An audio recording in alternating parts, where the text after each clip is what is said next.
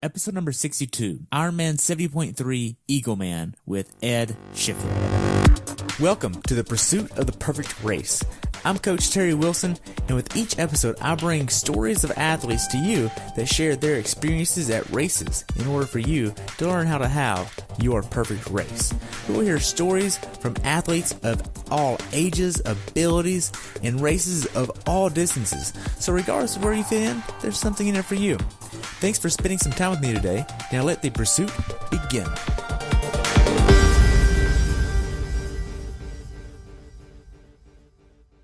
Hello everyone and welcome back to the pursuit of the perfect race. Today I have the pleasure of talking with my friend Ed Shifflett about his race at IRONMAN Eagleman 70.3 in Maryland, where he had a time of 4 hours, 35 minutes, 10 seconds. This race took place on June 10th, 2018. The temperature on race day was 68 and rose to 82 with the water temperature being 75.3 degrees. Welcome to the show, Ed. I look forward to hearing about your race. Thanks for having me. Looking forward to the conversation. Awesome. I'm glad to have you on and look forward to spending some time with you today. Good. So what made you want to do this race?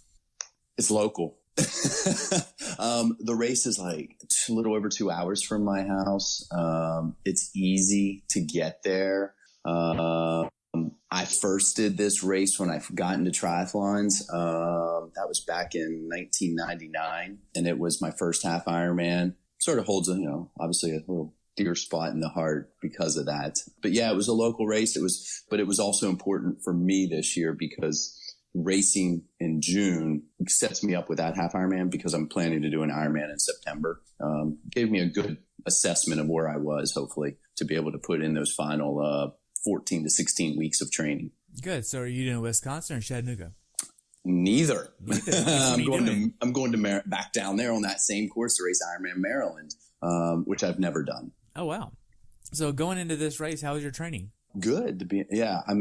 Training for me, last year, I came off of the 70.3 World Championships and took some time off, was really happy with how the year had progressed, and sort of got back into training pretty much immediately through the winter. And it was a really solid winter for me to, yes, I was indoors, living in the Northeast, training indoors all of my time for the most part. I ran outdoors, but all my bikes was indoors. I think I biked outside one time. But yeah, so I had good training. I had a great base. Went down to Florida 70.3, felt good. Had a good race there. And so the lead up into this was, going in, I knew I had a good base of training in. Okay. What kind of training plan did you use? I'm actually coached by Lisa Colvin. She's guided me. This is our second full year of working together. She gets me. She understands me at this point. Well, obviously, with anyone, you start working with the first, I always say, 6 to 8 months is a little bit of a learning process. Family commitments, life commitments, balancing that. What's my strengths? What's my weaknesses? What do I need to do? So yeah, she's helped guide me through all of that. And, for me, it's just been tremendously helpful and instrumental to the success I've had over the past year and a half, really. Good. Do y'all use heart rate-based training? Is it power-based training? What is that like? Yeah, good question. First principle, I go by effort. I like to train by effort using data to support it, meaning if I'm on the bike, I'm using power as a gauge for my effort levels and to see if it's really a quality check for me. Are things matching up or not? And if they're not, what's the problem? For the run, same thing, effort level, but based upon pace and heart rate. Where are things following? Some people rely, strictly on power on the bike or on heart rate on the run or pace. I like to race. I race by feel. I like to train by feel, and I like to use the data to help support that and line it up. And it works for me. Okay. Now, that's like really being in tune with your body, and that comes with time as an athlete, too, because a lot of athletes don't know how to say, okay, I can put my Garmin up, get out a regular Timex, and just go for a run and be okay with it. And I can go by feel and know, all right, cool, that was pretty hard, or hey, that was pretty easy, rather than relying on the heart rate metric. Absolutely. You hit the nail on the head. Yeah. I started doing triathlons, and you said it takes time. I started doing this when I was in graduate school. So now I'm pushing into about 20 years, just shy of having done this. So I've got a pretty good sense of how am I feeling? So many factors, can influence heart rate, it can influence how you're feeling, true, whether it's heat and humidity, whether it's your nutrition from the day or your sleep. There's so many things that influence various parameters. But I found that, if I go by feel and use the data to support it, I can piece together everything and say, all right, today, yes, slow run, heart rate was higher than normal, poor sleep, poor nutrition, life stress, work stress, whatever it happens to be, really attributed to the heart rate, say, variable. But it works. Okay. Now, as far as your training, how many hours did you top out at going into this? I think I topped out somewhere in a week around 18-ish was my biggest weeks. What does that look like? But what's those blocks? On average, I'll go back, say on an average week, I am swimming 3 or 4 days. I am biking 4, sometimes 5, and running 3 to 5. So I peaked out at 18, but if you looked at probably, we'll say going back to November 1st of last year, 2017, until current day, if I pulled up that data, it would probably look like an average of somewhere between 12 and 13 hours a week so far. So not astronomically high. I know some people think that that's probably crazy high, but it's been really quality work for me. I've had no garbage miles. People say, garbage. Everything I do is with a purpose for a reason. There's a reason for that workout on that day for you. Exactly. Yep. That's what I try to tell my athletes is, there's no real extra. There's a reason for each workout and why we're doing rather the intervals or the easy stuff that we're doing or the drills that we're doing. It all has a purpose for you. Yep. That's exactly right. And you hit drills, that training volume that I have is not just going out and swimming and biking and running. That includes, doing some functional strength training, working on core work, doing some running drills in there, taking 5-10 minutes, 3 days a week to do some running drills before each run.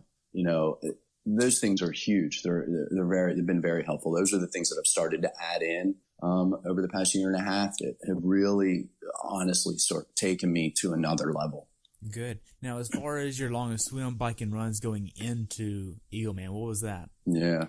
My longest swims were back in the winter when I was just building up a big base. I had swims that were 4,000 yards back then. Now, in the preceding 6 or 8 weeks, I didn't. My biggest swims were somewhere in the mid 3,000s, 3,600 yards. My biggest bike, I don't train. I train by time. I don't train by distance. Just again, so many variables. You go outside where I live, and if I bike, give you a ballpark, I'll gain about 800 to 1,000 feet in elevation gain every hour. So your time in miles per hour, it's slow. It's ridiculous. If you go 17 and a half miles per hour on an average ride for 4 hours, you're not covering that much mileage. So I train by time. My longest bike, I think, has been 4.5 hours. My longest run has been 1 hour and 40 minutes. Okay.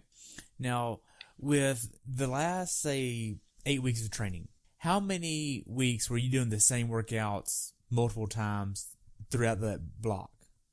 I have one of my run workouts is a good staple for me.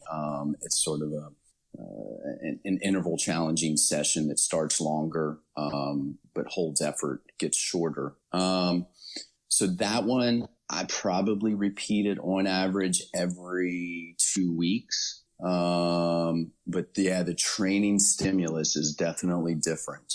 My swims, again, I have a similar couple of swim workouts that really work for me and really help me. And again, I'll do those like every 2 weeks. On the bike, pretty much every week, there's a fairly consistent, challenging work, on the bike. So, if you look at it that perspective, but the constant stimulus and change is what I need. Working on different systems, whether it's speed, whether it's endurance, whether it's holding things at lactate threshold. So the constant change is good for me. But there are staple workouts that bang for the buck.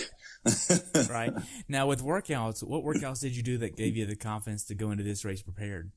Yeah, I had, so I had about, maybe 2.5 weeks out. I had an absolute crap workout on the bike as an example. I mean, I got home and was just cooked. Everything was off. You know, I felt like I was working a 10 out of 10 and my power was atrocious. My heart rate was high.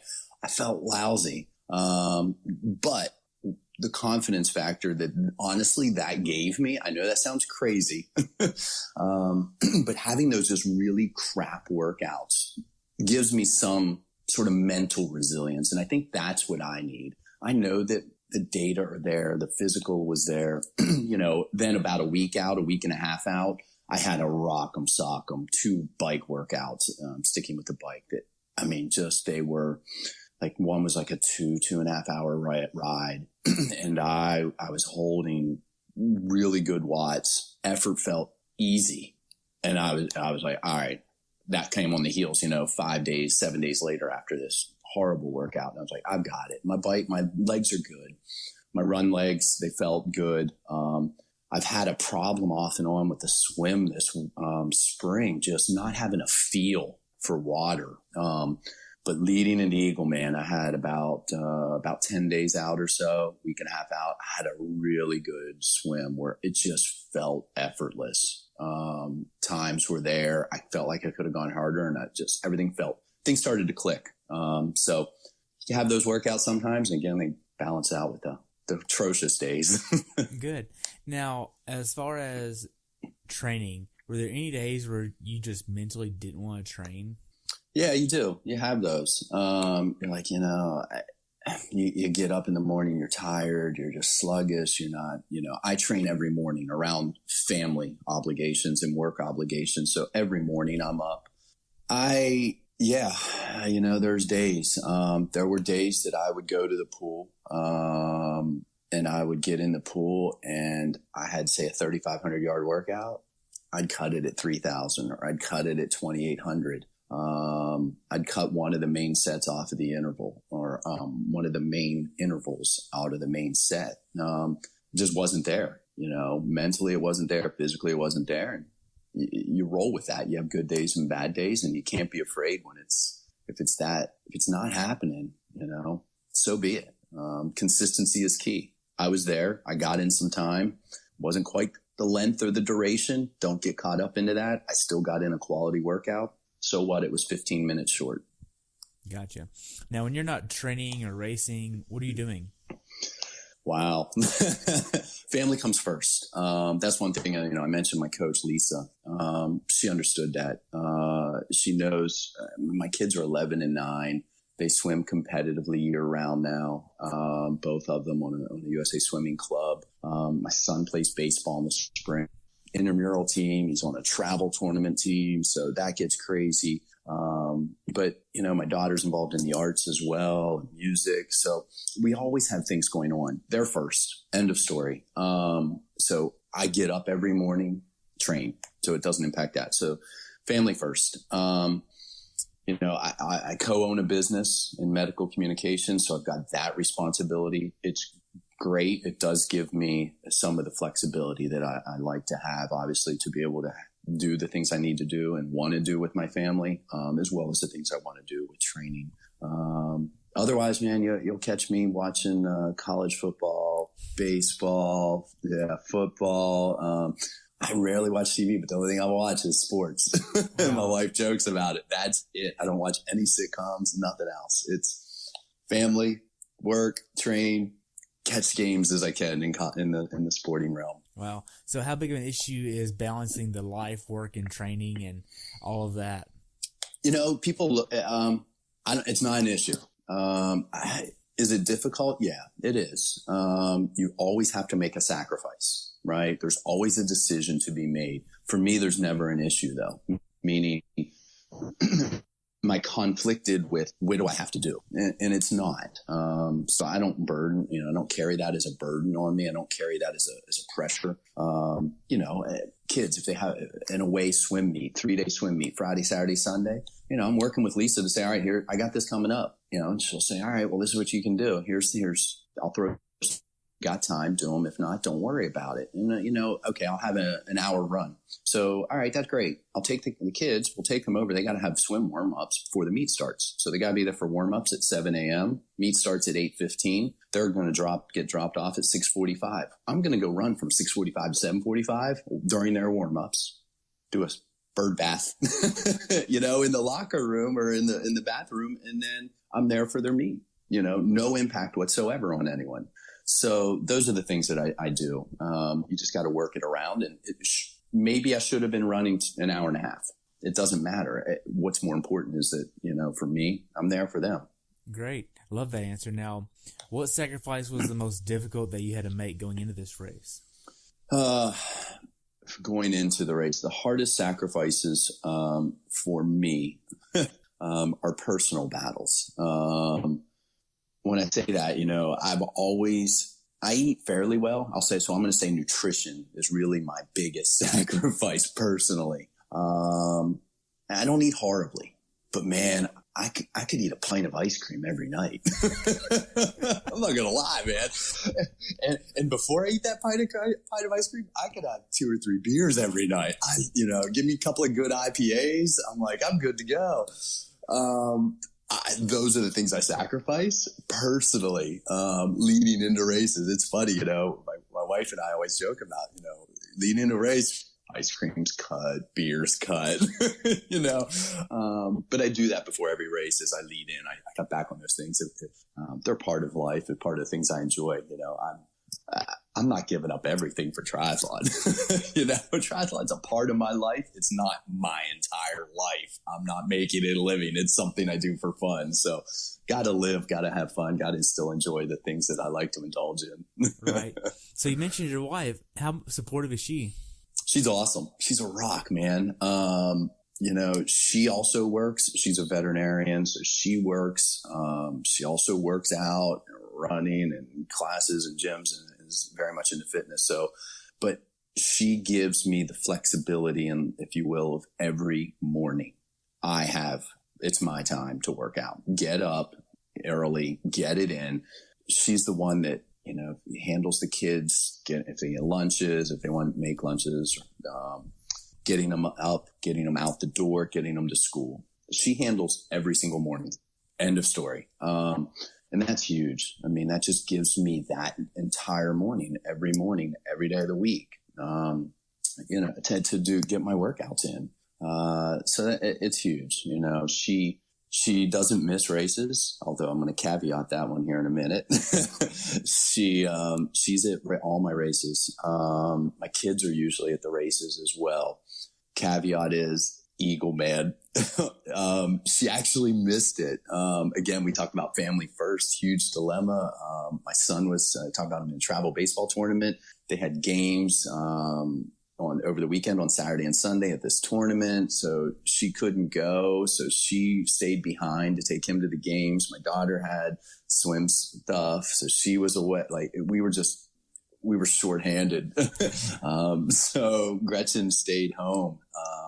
And no one was there with me. And I think, wow, it's one of the few, when I say one of the few, maybe the second ever. I said, I've been doing this for almost 20 years that she has not been at. Wow. It's been amazing. Incredibly supportive every single race for almost 20 years. Not to mention, obviously, the day in, day out support of allowing me to train. So, yeah, amazing. Incredibly supportive. Well, now, if she wasn't supportive about giving you the time that you needed in the mornings and actually working out herself, how could you make that work for you? Or it would be a change. Yeah, it'd be a change. I mean, I'd still probably do triathlons because I enjoy the lifestyle, I enjoy the fitness, I enjoy interacting with the community. But half distance stuff, half Ironmans and Ironmans would be off the table. There's no doubt. I just wouldn't have the time. Would I still do sprints and Olympics? Absolutely, because I could still get time in to do those. But without her, no doubt. I mean, it's funny. Every end of the year. We sit down in that fall, winter time frame and say, all right, let's look ahead to next year. We always do it every single year and say, what races, what's reasonable, what's going on with the kids' lives, where are they going to be, we can generally forecast that. and we decide, can I do this race? Can I do that race? No, yes, good time of year, bad time of year. I know that I need her support. If she said, and she has, there's been times where I'm like, I'm thinking about this race. She's like, well, that's at a time of year where, the kids have this and they have usually these swim meets and that's usually this, oh, okay. Stop, nix that race. Can't do it. It's not going to work. Right. Wow. Because I know there are some athletes that they are very athletic and their spouse is not, and they don't support that lifestyle at all. And it's like, well, how do you do that? And the balance and the conflict, and you're spending how much money on that? You're paying that much to do that? And there are athletes like that. And we don't understand that because we haven't really seen that yet on the podcast. And I really look forward to the one person I get to that their spouse doesn't support them and they don't know what that support is really like to have. And maybe they have a different idea of what it's like because it feels different for them. Yeah. No, thank goodness I don't have to worry about that. Fitness is important to my wife. Supporting me. Yeah. End of story. Couldn't do it without her. Great. Now, what was your taper like going into this race? Not much. Lisa, my coach, man, she'll be the first to tell you. We trained pretty hard. We came off of the 70.3 in Haines City, Florida, back in April. Took a recovery week, got things together, and then hit it back into training. And I trained clear up too.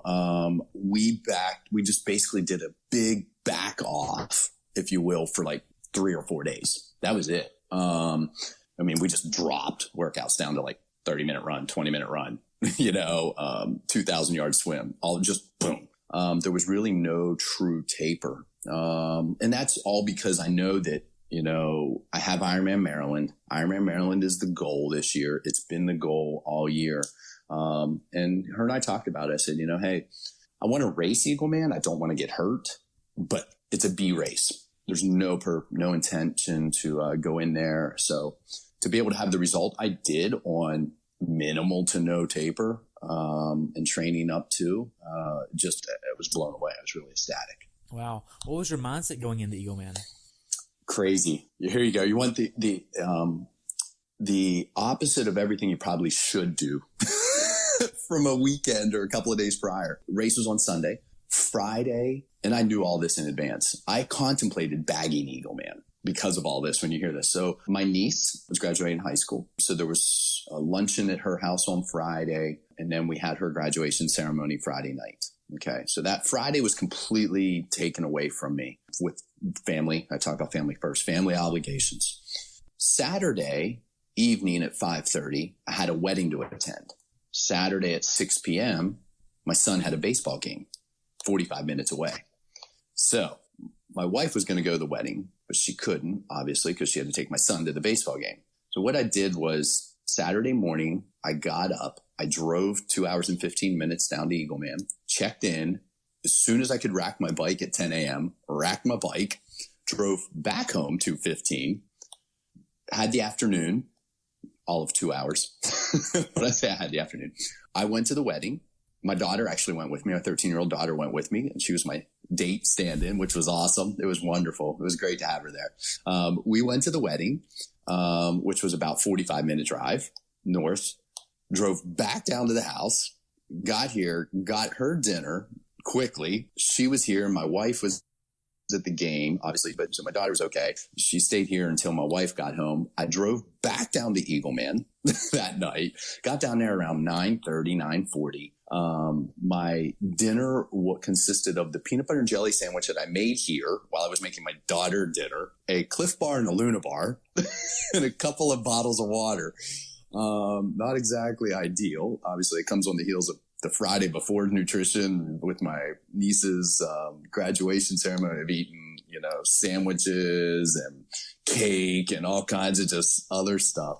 And then, I was just I got down there and I was in the hotel, and then here I am. I'm like, all right, it's 10 o'clock. I'm trying to go to bed. And I'm like, oh geez, I gotta get up, 4:15. I didn't get to sleep until like 11:30. So I was like, whatever. So the actual lead up, those couple of days were awful. Just not what you want to do at all. Being on your feet, running around. So my expectations going in were, it's a race. We'll see what happens. I talked to Lisa. I was like, I'm like, I'm not worried. And she wrote this to me actually in my plan on Training Peaks. She's like, no expectations, just let it rip. And so I have no pressure. I had no pressure going into this race. There were no expectations. Wow. So you were really able to try something new. You were able to kind of push the limits, not push the limits. Doesn't really matter. Do whatever you want. Have fun. Yep. And she said that. She said, Lisa, she said, if you want to try something new, now's the time. I'm like, okay. Maybe try not eating or eating crap. Let me see how that works. Wow. So you just described the next few questions here that I have. So how was the check-in process at Ironman Village, and how was the experience at Ironman Village? Yeah, Eagleman's a well-oiled machine. Oh my God. I mean, the race has been around forever. So it's a well-oiled machine. Easy. Everything. I got down there, check-in was smooth, blew through it. Saw some people, ran to some people, old friends, people that I had recognized that I didn't know, got to, say hi to them, but got through it, got racked my bike. I mean, it was just as smooth as could be. Yeah. Wow. So going into Eagleman, what time did you actually get up in the morning? You said 4:15? Yep. I got up at 4:15 on race day. Yeah. Okay. Now, before you leave your hotel, what are you doing before you leave? What's your ritual like? Yeah. I have my breakfast. My breakfast, pretty much before every race consists of everything that I always have oatmeal in the morning as an example. So I'll have my oatmeal, have my Cliff Bar, have a bottle of water, have my coffee, a cup of coffee. And that's all within, wherever I'm staying before I leave for the race site. So get up, get those things, get the nutrition in right away. And yes, coffee is part of nutrition. So gotta get things going. Exactly. So once you get to transition, did you hit any traffic on the way to transition? Yeah. Eagleman's where it is in Cambridge, Maryland. It's a small town. The community very much embraces the race. But parking is just along the streets within Cambridge. I know, having been there before. Yeah, I don't go in the same way everyone else does because I've been there before. So I can go in the back way, and get parking and not have to deal with sitting in traffic at all. So I didn't sit in any traffic. I drove right over, parked, but it's about where you end up parking. Unless you get there really early. I got there at 10 after 5, maybe 5:15 to park. It was about a 10-minute walk into transition. So no big deal really at the end of the day, but there are other people that have like a 3-minute walk because they get there at 4:30 a.m. Okay. With that, what is this back way? What do you mean? Yeah, so there's when you go into Cambridge proper, if you will, to park, if you look at a map and you look at directions, everyone kind of routes you in off of this one road, but you don't have to. So actually, where you actually run out and bike out onto the course, let's see, the run, say somewhere around mile 3-ish. Same with the bike. That road actually goes in from the top side of Cambridge. So you can drive into there and cut right down and go right down into downtown and park. Easy peasy. Wow. It's the little things that you got to know in advance of a race. Exactly. That's a small one that could be important. Now, once you get to transition, what are you doing at transition area to set your transition up?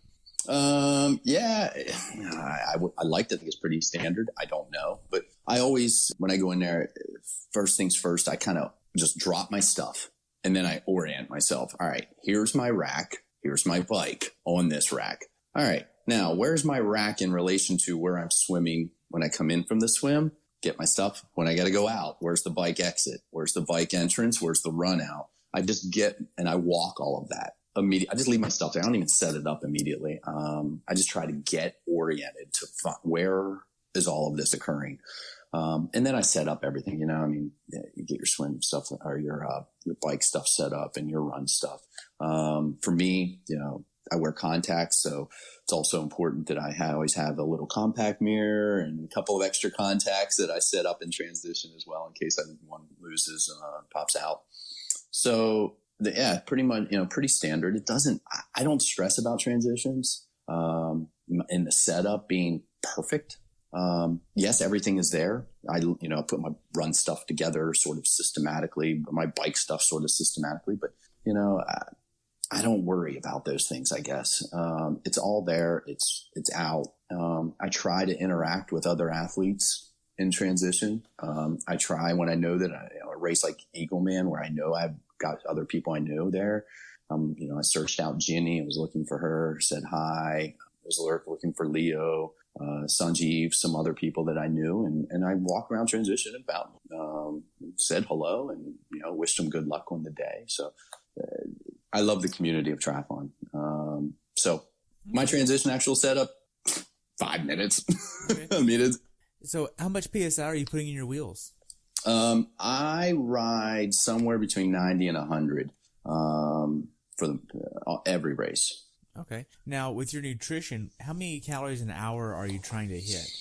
Yeah, good question. I aim on the bike for 300 to 350 calories an hour on average. Wow. And you're able to consume that much? Oh, I could consume 400, 425. Really? Yeah. And not have any issues? Yeah. No. In a half Ironman, I cut it at around 350. In an Ironman, I can put in 400, 425 and still have no issues. What kind of nutrition are you using for that? I use Infinite Nutrition. I'm pretty much solely a liquid guy. The biggest thing for me from nutrition is not, calories are important. I'm not dismissing it. Electrolytes are important, not dismissing it. But for me, fluids in general, I sweat heavily. I mean, here in the Northeast, on a summer day, go out for an hour run, just say a moderate hour run in the heat and humidity. It's not uncommon for me to drop anywhere from 4 to 6 pounds in an hour. Wow. I've logged this. I've worked with Lisa on this. And it can put me into a metabolic debt in a hurry. So yes, nutrition as a whole is very important to me. But fluids are critical. I mean, at Eagleman, I was putting in between 40 and 42 ounces an hour. Wow. Now, so how did you get to your current nutrition plan? Which products have you been through to get to that? Yeah, trial and error. I have tried, I've tried Hammer Nutrition way back in the day. I tried them, both their mixes and their gels. I've tried various of Goose products. I will say that while I don't use their powders or anything for the drinks, I do use their gels religiously. And that's one product of their gels that has always worked for me for probably now 12, 14 years. I've always had success with their gels. Having tried other gels as well. I've tried like Carboom. I've tried Cliff Shots. I've tried other Cliff products. I like Cliff bars, but I don't use them during a race. So I've tried a lot of major manufacturers out there. I've tried going the old school route of doing things on my own in various concoctions. Trial and error. I've had more failures, but I've really settled probably the past 4 years on Infinite Nutrition and Goo gels. And I'll supplement those because of the high water or the high fluid intake that I then need to also get. So I have to also take in plain water. I balance that with electrolyte capsules. Okay. Now, have you tried F2C yet? I dabbled with it. I'll be honest with you, full disclosure. I didn't probably give it a full go try. Why? Just because Infinite, since about 4 years ago, like when I switched to it, it's worked.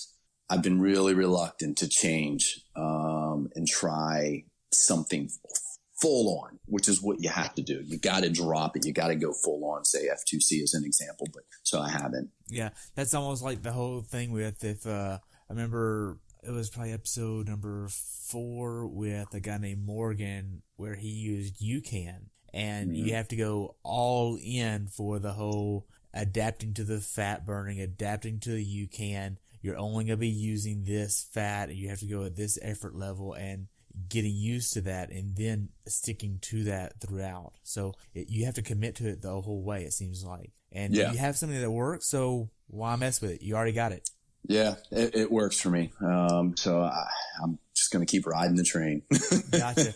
Now, for this race, what bike are you using? I'm riding a Quintana Route PR6. Nice. You got digital shifting? Oh, yeah, man. Electronic shifting is the key, man. I had electronic shifting, the first generation of Shimano Di2, first generation, and have never looked back. That was back in 2010, 11. I mean, it had been a long time now. I've had electronic shifting, yeah. Wow. So did you hear about QR's new disc brakes? Yeah, and I can't, I got everything is set up right now. It's running so smoothly for me that I'm like, I'm not changing a thing. That's the future, or maybe the future is here already. But I'm not switching anything yet. Gotcha. Now, what kind of wheels are you using? Reynolds. So I ride, Reynolds Aero front, and a Reynolds disc for racing. Nice. Do you like the disc? Love it. Absolutely love it. Yeah, I love it. Hands down. So fast. What kind of helmet are you using? A Kask helmet. So funny story. I had a Kask Bambino. Loved it. Over the winter, the Global Cycling Network on one of their social media channels was having a contest. You could win, a Kask Mistral helmet, right? Their latest Aero helmet. And I'm like, sure, I'll enter. Wouldn't you know? 4 or 5 weeks ago, I got an email from them saying, you've won. You get to pick what color you want. I'm like, no way. So now I got a new Kask. So I have 2 Kask Aero helmets, a Bambino that I've wore 5 races, and I've never wear it for training. And now I've got this Kask Mistral helmet that I just wore for Eagleman for the first time. Wow. How did it work for you? Loved it. It was great. Yeah. I mean, people say don't wear anything new. Don't do anything new on race day. I never wore it for training. Like, it's a helmet. Come on. Exactly. So now while you're in transition, getting all that set up, you find out that it's barely wetsuit legal, right? Yeah. So what kind of wetsuit did you use? I have a Blue 70 Helix. Okay. I typically go through wetsuits about every 3 to 4 years. I switch them. So this is actually the tail end of this Blue 70 Helix. I think this is my 3rd year that I'll be using it. I replace them because they start to stretch a little bit, start to wear out. I found out it was wetsuit legal race morning. Okay. And you said you wear contacts. So when do you actually take your contacts out, or do you leave them in throughout the whole race? They're in. Yeah, I put them in when I get up in the morning. I race with them in, no problems. But it's not – I have lost a contact during a race before, and even in practice, swimming in the pool, I have lost a contact. So that's why I always now in transition just put an extra compact mirror in there and 2 extra pair of contacts because you never reach eye, you never know. Okay, gotcha. Now, right before your swim goes off, what are you doing? So I always try to get in and get a swim warm up in. So pro race started at 6:45. Age groupers were starting at 7.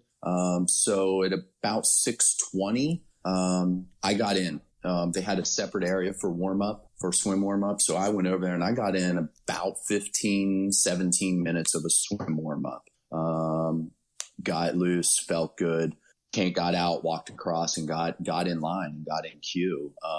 So I was over in queue at right before the pros started. So then I was in queue, but it was a 15-minute wait before I went off. But at least I had my position and I felt good. Okay. Now in that swim warm up, what kind of little warm up are you doing in the water? Are you having some mixed hard intervals, sodding? What are you doing in the water? Yeah, so during my warm-up, I always take, usually we'll swim somewhere, and I'll just give it in yardage rather than time, but I'm not so strict about it. I generally just look at my watch. So somewhere in the neighborhood of 200 to 400 yards, I'm swimming just nice and easy. Just get in, get warm, get loose, just lengthen out. And I try to stay really long, purposefully long with my strokes.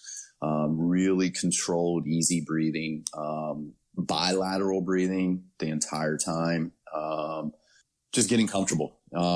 After that, I'll start to pick up the rate, my stroke turnover a little bit. And then I'll stop and just bob there, wait 30 seconds or so, and then put in a few efforts, a few 50-yard efforts, where I'm going hard as if it's, the start of a race. And I try to simulate that. And then, so I do it almost like if you were in a pool. So if you're doing, a 50 hard and you rest for 15 to 30 seconds and do a 50 hard, rest for 15 to 30. And I do that just to get the heart rate up, get the blood pumping, get that turnover ready. And then the last 5 minutes is sort of a warm down where I try to go back and I go long strokes again, purposely long, but try to hold a pace, an effort that feels like I want to race at. So then I get out, and that's how I swim in and then get out. Okay.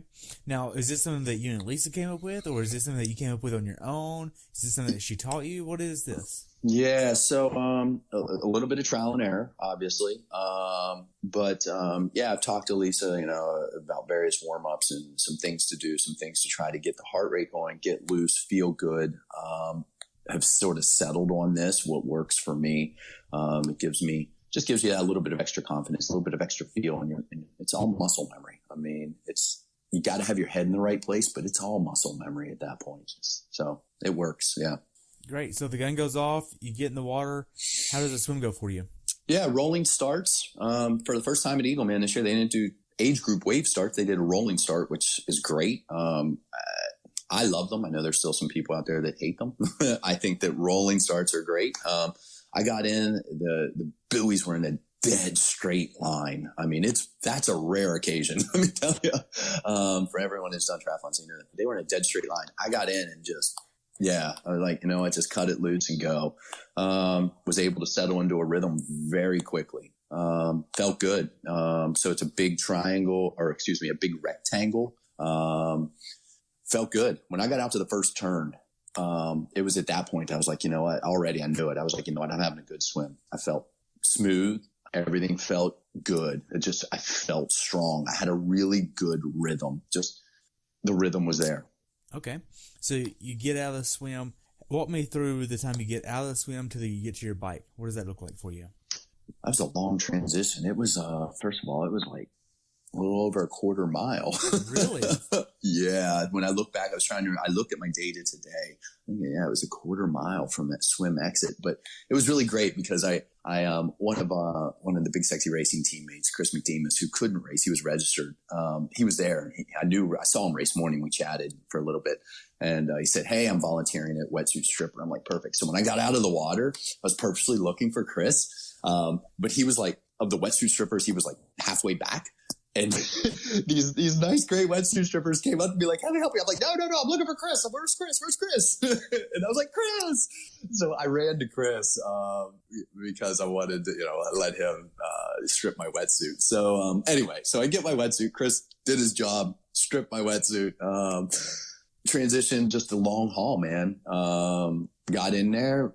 I jog it. No issues, Get my bike, get my helmet, get sunglasses, and let's roll. Yeah. So no issues whatsoever. Great. Was there any sand in transition, or was it grass? Was it concrete? What was that? Yeah. So you come up a boat ramp, which is concrete. Okay. So you swim up this boat ramp. It's great. You can run out on concrete. They have mats there then as you get to the top of the boat ramp. And then you're on the grass. There was no rain. So it was just regular grass. There was no mud or anything like that. It was perfect. It really was. There was zero issues whatsoever. Okay. Now, for the bike ride, did you use socks? No. Okay. So never wear socks for a bike. What kind of shoes do you have where you don't get blisters or your feet don't rub raw or anything like that? They're really special. No, I'm just kidding. I wish I had some like custom shoe, fancy. No, I just have a Louis Garneau, bike shoe. It works. I'm happy with it. I've never gotten blisters with them. These ones are new. This is my second year with these ones. But I had Louis Garneau version of bike shoes. So I just stuck with something very similar. Okay. Yeah. Now, do you have a strategy for the bike ride, or are you just going out there and seeing what you got in the tank? Let her rip. Coach Lisa told me to let it rip. No. My strategy, generally for a half, I try to take the first 15 to 30 minutes and settle in, ride comfortably. You always feel good. You have adrenaline rushing. Purposefully hold back. I guess some advice I got from a friend of mine way back was when you start the bike and you feel good, shift down 1, maybe 2. Your cadence is going to go through the roof, but it'll force you to slow down. And it was really great advice because you have this, you're sitting on a big ring, you're sitting on, pushing these big gears, and you can tank yourself in a hurry. We all have done it. So my first 15 to 30 minutes is always that. I like to race by feel. So I go out there wherever I'm at. Once I settle in, I just knock it down a gear. Okay. Cadence goes up. Okay. Now, not to change the subject too much, but have you ever blown up in a race? Like 100% where you got to the run and you're like, oh my gosh, that was too much on the bike. I'm done. Yep. Oh yeah, absolutely. Ego always gets in the way when you race. Right. Now then, with that experience, knowing that you blew up on the bike during a race, did that help you in races thereafter? Yes. So now that you know how much is actually in the gas tank, now you know how much to actually pace over. Absolutely. You've got to blow up and do it a couple of times in order to realize this is my limit. And that's where it is. I've blown up horribly, but even with that advice, I still blew up horribly. Now, for this bike ride, did you have a certain cadence you were trying to look for, a certain pace, or maybe a certain RPE in your frame of mind of, hey, I want to hold a 7 or 8 throughout, or what were you going for? Yeah, I like to race by feel. I use power. I don't use a heart rate monitor in a race. So that's out. While I use a heart rate monitor for training as a third variable to balance, I don't when I race. So on the bike, I like to, in a half Ironman, try to keep things at around that 7 out of 10 effort level. Overall, and why I say that overall is at the start of the race, I try to keep it at 6, if not a tad notch lower, because you always feel good at the start. Again, I go back to, you have the adrenaline. The bike is where I usually do best. You get the cooling effect because the wind coming through. It's early, still in the morning. So it's a little bit cooler air. A lot of things can make you feel good. But a lot of things can blow you up. So, effort level, I try to average a 7 out of 10, but knowing that really at the start, I should probably be at a 6. I'll glance down at my power meter. I'll check on it periodically. When I say periodically, every 15 minutes, 10 minutes, maybe. I'll just glance down, see where I'm at. Are you looking at a 3-second average? Are you looking at a normalized power? What are you looking at?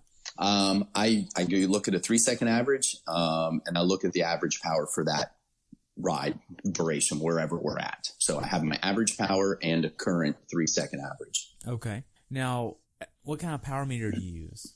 I use Garmin. Okay. Yep.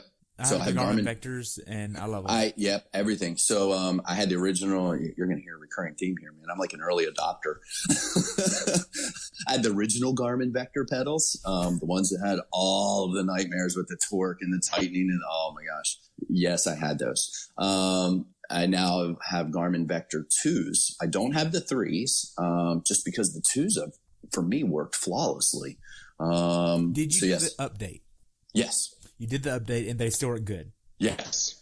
Okay. I have not done the update. Don't scare me. I have yet to do the update. I've had no issues. With Vector 2s, I've had 0 issues. So I'll cross my fingers and continue to ride the wave. Maybe I'll do the update and just pray. I don't know. You're talking to an early adopter, remember? Yeah. Now, as far as the bike goes, how are the aid stations along the road? Yeah, great. Again, Eagleman's a well-oiled machine, right? There's 3 aid stations on the bike down there. Very well manned, staffed. The volunteers are awesome every single year that I've been. That's been there 4 years, but they're awesome. They're not understaffed. I mean, you come up and water. Okay, you're going to have 4 to 6 people there with water bottles, and then you go through, the food station, and you're going to have 6 people there with various food options. You're going to go through the Gatorade station, and then you're going to hit another water station. So they're very consistent. Every aid station, you know what you're getting, and you know what order. And there's tons of people, so it's never an issue. Great. How was the quality of the road for this course? They're average. You're right. It's all about perspective, though. And I realize that. I consider them average. The conditions, there's some rough sections, but there's some smooth as glass sections. Overall, average. But that course while the conditions are average, is just so exposed because it's dead flat. I mean, your run up out of the boat ramp from the swim into transition is more grade than you will see on the entire bike. Gotcha. Now, being that this is such a flat course, I heard Yana Richrova in the Ironman Texas, and I've even heard Matt Hansen talk about how even though the flat courses are flat, they're actually a little bit harder than having hills because you don't have the up and down to kind of take advantage of. You have to maintain pedaling for that whole bike ride to keep going, and you don't really get a break. Like, you can't coast to maintain speed. You coast and you start slowing down. Like, how big of an issue was that for you? Those guys hit the nail on the head. They're absolutely right. You got to constantly be on. You go around the corner. That's the least amount of effort you'll have for the day. But you're right. You have to constantly be on the pedals. I tend to do well on those types of courses. I try to every corner get up, knowing that you're down and aero is critical. And you constantly got to be on the pedals, but every corner I stand up and drop the gears a couple, just to get up, I count to 5 and then get back down. But it's enough for me to change that position a little bit, maybe utilize a few different muscle groups, in my legs and activate and fire them. But for me, I trained indoors a lot this winter, a lot. So I practiced just staying in aero for 2-3 hours at a time. Just stay down, stay comfortable, stay relaxed, relax your upper body. And it paid off for me on race day. Okay. When was the last time you got a bike fit to make sure that where you're at is comfortable and good for you? What's a bike fit? No, I'm just kidding. I'm kidding. All right. So, yeah, this guy's got this nice bike. He's got these wheels, and he's sitting upright. No, he looks like he's riding a cruiser. Or like that one picture I posted. Oh my god! Did you see that? He'd sit upright. Right, he was that's crazy. Standing up on his bike. What the heck is he doing? Exactly. I got this bike. This is my second year on this bike. So when I got it, I took the measurements off my previous bike. I worked with Mark Miller, and he set it up, and we did some back and forth with some video and some pictures, and did a little bit more fine tuning to lock it in. So I didn't take my bike.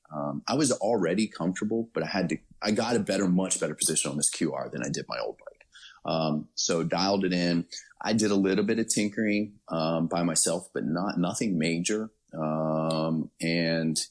So I didn't take it in to see someone here locally, or to do some video specific computer measurements.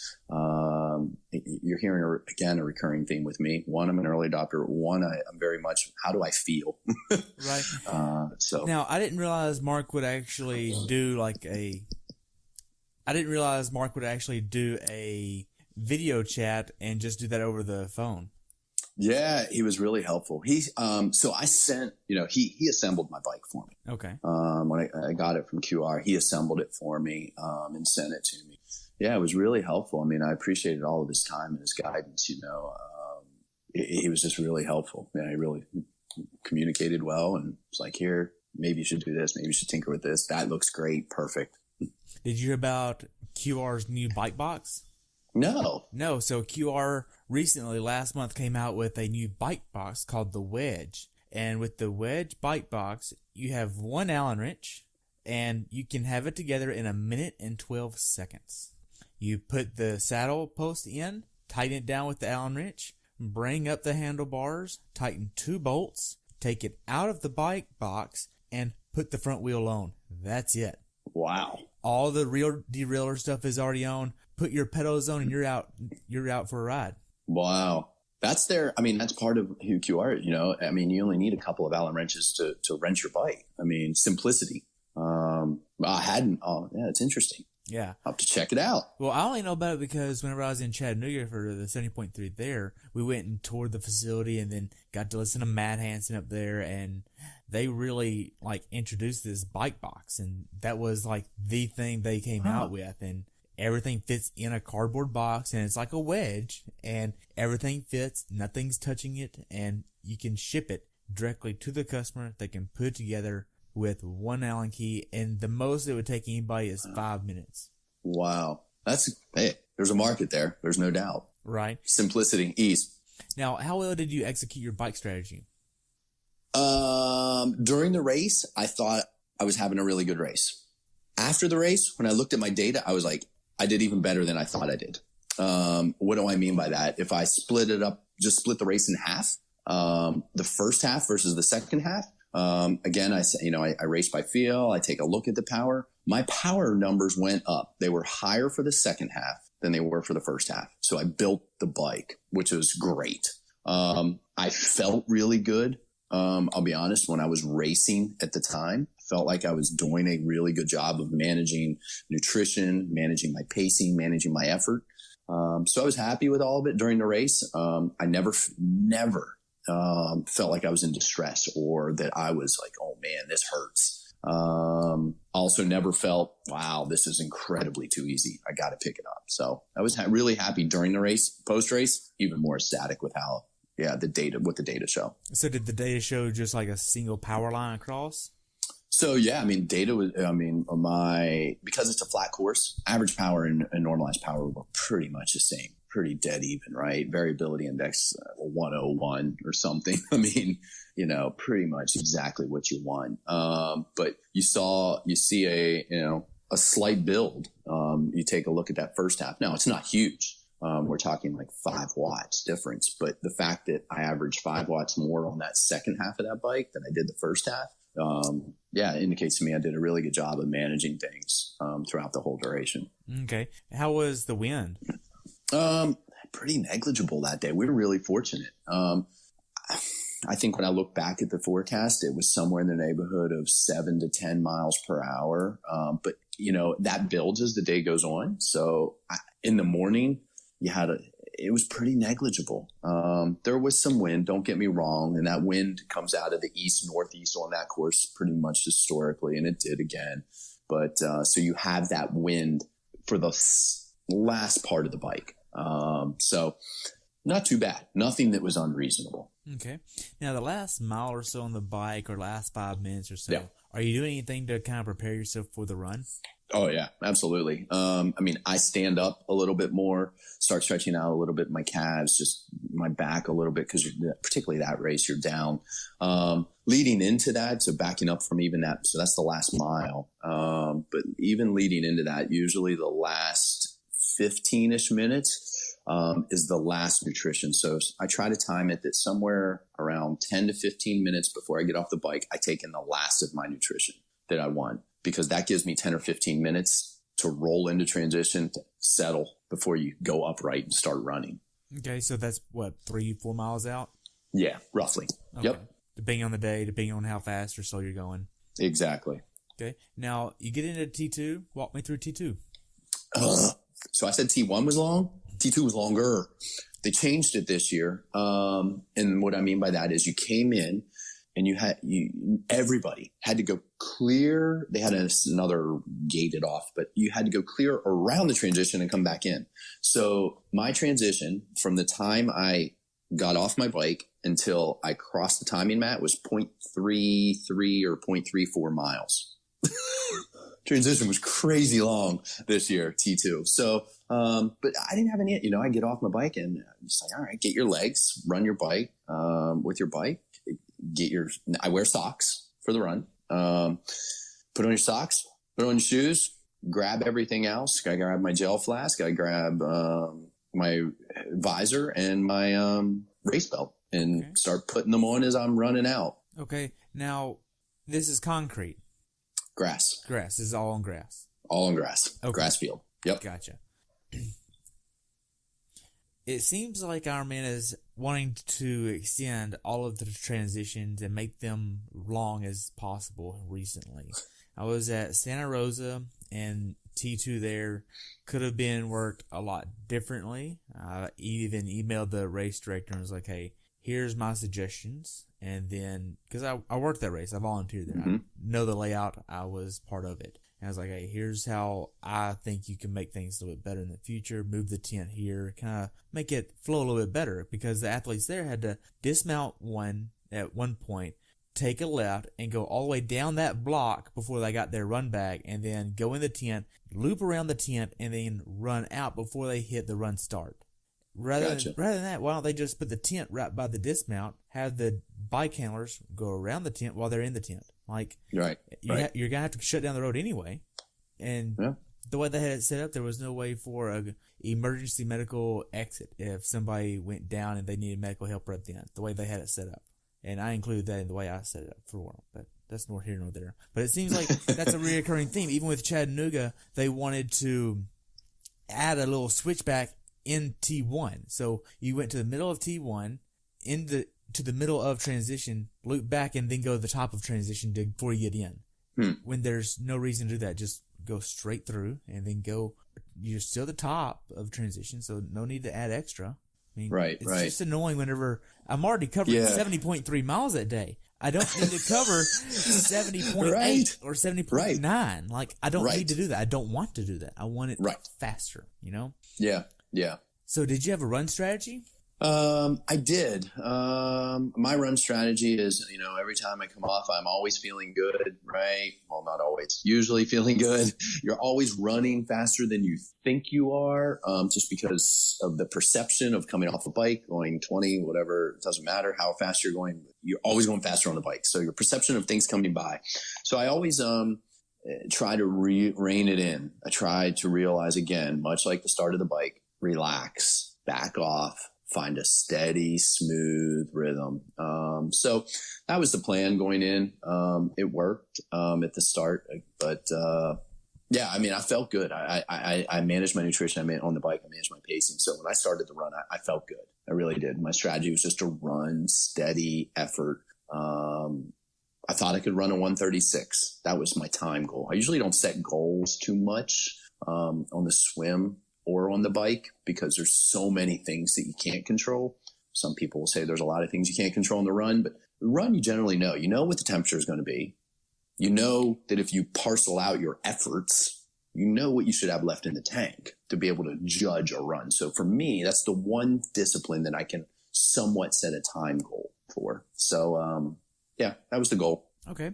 Now, at this point, did you have any nutrition issues with rather cramping or any GI issues with needing to throw up or anything like that? Yeah, no. I had no cramping, stomach, no sloshing. People talk about stomach sloshing or feeling nauseous. Nothing. I mean, everything was on point. Felt good. Great. Now, you get on the first few miles of the run. How was that? Settled into a rhythm. I mean, I came out of transition with a guy who was running a little bit faster than me. I knew that the effort he was running, I couldn't hold. So I checked myself and said, look, you got to run your race, not his. Don't race him. So I first couple of miles, I really settled in. When I got to even mile, I glanced at the first mile. It was pretty good. I think it was like 7:09. I was happy. My goal was to run 7:20s going in. So I was like, all right, I'm pretty good. Just felt good, settled in, and even the first 2 or 3, I was pretty locked in pretty much from the start. Now, how was the support on the course? Again, Eagleman, they've got it. So aid stations are great, well stocked. I mean, anything you could possibly want, ice to water to Gatorade to, everything. But the community does a pretty good job, to be honest. You're in a development for the first 2.5 miles, maybe 2.75, before you go out to the highway where it's lonely. But within the development, so for the first 2.5, 2.75, as well as then that end part, because it's an out and back, you come across that community as well. And they're out. They're helpful. They're friendly. They're supportive. Now, mentally, how hard was this race for you? I had no expectations. So, I mentally going in didn't feel, during the race, never felt any pressure on me. Like I'm trying to hit a goal. Even when I guess it was probably somewhere around mile 5-ish, I was like, oh, all right, whoa, starting to hurt now. 6.5 still felt okay. Was right where I wanted to be. I got to 6.5 in 48 minutes. So I was happy with that. So mentally, but I mean, I could feel myself. I was like, effort starting to hurt a little bit. So yeah, okay. Mentally, that was the point where I started to, a little bit start thinking, all right, going to have to work here. How are the conditions? Conditions were, for Eagleman, wonderful. Typically that race is just an inferno fest. Cooking hot, into the 90s heat index every year, blazing sun. We didn't have that. The sun did come out. Yes, it did get warm. I think it got up to like 82, 83 degrees. Yes. So heat index got to mid 80s, 80, I want to say 85, 87. But relative wise, it wasn't that bad, so in that sense, the conditions were manageable. I always say that the challenge is when you get to 90 plus, when you get into the heat conditions of 90 plus, it becomes very difficult to manage. I think for anybody, anyone, as long as it stays below 90, yes, 82 to 90 is hard. Don't get me wrong. But you can manage it still. With nutrition, with fluids, with pacing. So I thought, Eagleman, it was actually a really good day, all in all. Good. How were the final few miles for you on the run? Stunk. So you were talking about GI issues, and I normally have none. So I don't know, for whatever reason, I got to like 8.5 of the run, and my stomach just started gurgling. I was like, oh man. I'm like, I didn't feel nauseous. I just was like, oh man, that runner's induced, GI movement. I'm like, oh man. And you're on a highway. You're out on, it's not like you can jot into the woods and do something, that you shouldn't do. You're on a highway. You're like, oh man, there's nowhere. What do I knew there was a porta potty when I got up to like mile 9.7, just before mile 10. I was like, I know there's one there. I got to get there. I'm like, oh my gosh, I got to go 1.25 miles. So the last, I felt okay until 8.5. And then, I didn't physically feel bad otherwise. Like, meaning I didn't feel like my legs were hurting. I wasn't cramping. It wasn't like I couldn't maintain effort, hold pace. My GI system. So I had to stop at the porta potty. I had a little 2-minute stop when I looked back at Garmin and looked at my data and Training Peaks. I lost a minute. I think it was a minute 50 couple seconds. Well worth it. Well worth it. It was well worth it. Had to lose some weight.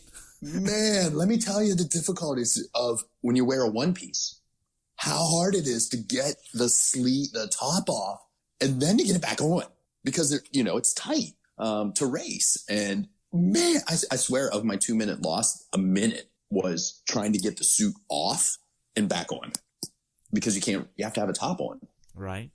So anyway, the end of the race, from that point in, 10 in, not really, no issues. I got my rhythm back. It took me probably a half mile, 3/4 mile to get a rhythm back together. But I got a rhythm back, finished strong. So. Wow. So tell me about the last 800 yards.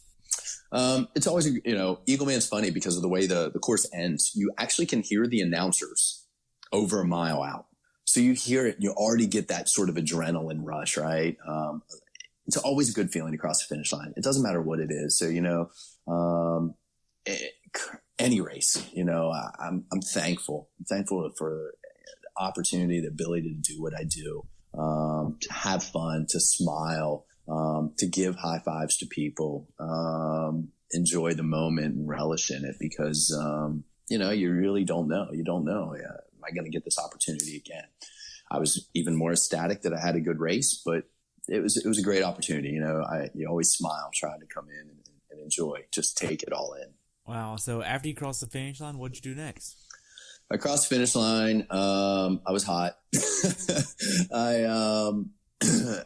There were some big old ice water buckets there. Tried to cool off quickly. Walk through. I was there by myself, as I said, first race my wife has missed, maybe the second one ever. Found a shade tree. I took some fluids with me. Sat under the shade tree for a few minutes. There was other people sitting there, and I started talking to them. That's where I hung out for about 10 minutes. People that were there waiting for husbands, waiting for boyfriends, waiting for a girlfriend, waiting for a wife, waiting for a sister. All kinds of people sitting under these trees I was talking to, and just hung out for like 10 minutes chatting with them after my race. Nice. So how was your recovery process? So I immediately after that, I got up, because I couldn't get my bike out. I have all of my sort of nutrition in my car in a cooler. So I got back to the car, walked back to the car, started with the nutrition, getting fluids back in, getting some carbs and, some protein back in, and, tried to stretch, I didn't bring my Normatex in hindsight. I should have. But I was driving back home that night, same night of the race. So I was like, no big deal. So when I got home that night, after the race, got in the Normatex for 45 minutes. It's what I had time to do, before hitting bed. I feel all in all, recovery was pretty good. Take a day off afterwards and start some swims and some easy bikes, to get moving again. Okay. What's something that you learned from this race that you'd like to pass on to someone who hasn't done this race before? The race. Be prepared, on the bike, obviously, to stay down in aero. It's very important, particularly late in the race, and to parcel out your effort on the bike. Again, you will traditionally, at this Eagleman race, have a side or tailwind the first half. It's the last 20 to 25 miles that you will traditionally have a headwind, because winds are traditionally out of the northeast. So you'll be coming back into a headwind. So if you don't back off on that first 30 miles of the bike, you're going to pay the price coming in on the last 20 big time, because and then people sit up because they're tired, and you see it all the time. You've got to learn to stay down and parcel out your effort on the bike. So it's a huge thing, for anyone who's never done the race before. Otherwise, it's a race, that is not that different from any other. It's well supported though. So biggest learning is if you can pace that bike and manage that effort on the bike, you can have a good day. Okay. Now, have you done Galveston, Texas? I haven't. No. I haven't. Okay. So bike course there has about 20 feet of gain. Run course is similar as well. Yep. Would you say that's about the similar here? You hit it. Yep. Okay. Absolutely. Only difference is, I think even there, it might be saltwater swim. Here in Galveston is brackish. Yeah, it's brackish here too. It's right where called the Chop Tank River, empties into Bay. So it's brackish. Okay. Did y'all have jellyfish there? No, too early in the season. Too early in the season. Okay. Yep. That makes sense. Now then, as far as Ironman and putting together the race itself, what could Ironman have done to make your experience as an athlete better? Wow. One thing they could consider, first of all, as the race itself goes, I personally, everything that I encountered, I couldn't change something. I couldn't point to something, say an aid station or this or that, a bike course. Transitions were long. Yes, it is what it is. It's not a safety hazard to me. I felt safe. There were police at every intersection. There were volunteers. I mean, multiple, not just a single policeman. So my number one priority is, do I feel safe on the course, and do I feel supported? And I did throughout. I wouldn't change any of that. The only advice I would give them in the Eagleman perspective is they have awards in the ceremonies at 4. The reality is that they could easily start those at 3. I realize people are still racing, but just to get some of that traffic out of there, I think it would help to move things along quicker for them on the back end of being able to tear down and when they can tear down and all. So not a big deal in the grand scheme of things from a racer's perspective. So yeah, they did a really good job. That makes sense, and you're not the first one to point that out. I think it was, I want to say Andrew Starkowitz said that he wishes they would move up awards because people that are up there, they're literally standing around waiting, and they're waiting for really nothing. They're all just hanging out together, just waiting. So they could get out a little bit faster. Yeah, I agree. We covered a lot. Do you have anything else you'd like to add about your race? No, I mean, I was happy. I was really happy. The race went well. So nothing I would change there in that perspective. Good. So what's next for you? Next, the only race I'm signed up for is IRONMAN Maryland at the end of September. I'll probably do, our local running race here. I may do a sprint triathlon with my son, who's 11 years old. It'll be his first adult sprint. He's done some kid triathlons, but he's interested in tackling an adult sprint triathlon. So I may do it literally with him because it's a rolling start. So I can swim with him and then bike and run with him as well. So yeah, let's train. I've got, I think 15 weeks if I looked at my Training Peaks calendar correctly that popped up. So it's grind away time. It's time to get to it. Yeah. So how can athletes follow you? I'm pretty active on social media. I have a Twitter account, Ed_try4fun. The triathlons for fun. It's a shortened version. Just find my name, Ed Shifflett, on Instagram. I'm also on Facebook. And I'm pretty active on there, so you can always find me. Awesome. Well, I only have one more question for you, and that's, what's your definition of a perfect race? Perfect race. Yeah. I think the perfect race for anybody is the race in which you have maximized your opportunity. And what I mean by that is, we all have life. And life is more important than circumstances. So depending upon what you go into from a training perspective, from a time commitment perspective, how you've been able to manage all that, the stresses of life, and you go into a race and you have maximized your opportunity on that day and gotten the most out of yourself based upon what you've been able to do, that's all you can do. That's perfect for you. It may not be your best time, but that's okay. If you've only had 3 hours to train a week. So for me, a perfect race is not necessarily about, is it having a PR? Is it managing your nutrition? It's you've been able to maximize your opportunity given what you have had faced in the past with your training and lead into. So, wow, that's really good. Well, I just want to thank you so much, Ed, for your time. And I've enjoyed hearing about your race experience at Eagleman and previous Eaglemans and all of your experiences. It's been great. I would love to invite you back for after IRONMAN Maryland. Yeah, that'd be great. Let's hope I'm sitting here having as positive of a talk. Oh, I'm sure it will. It's just double the distance. It can't be that big. Right, yeah, no problem. Awesome. Well, hope you have a great day. Thank you so much again for your time. I've enjoyed hearing about it. I look forward to following you in the future, okay? All right, thanks. Appreciate it. Thanks for having me. You too. Bye.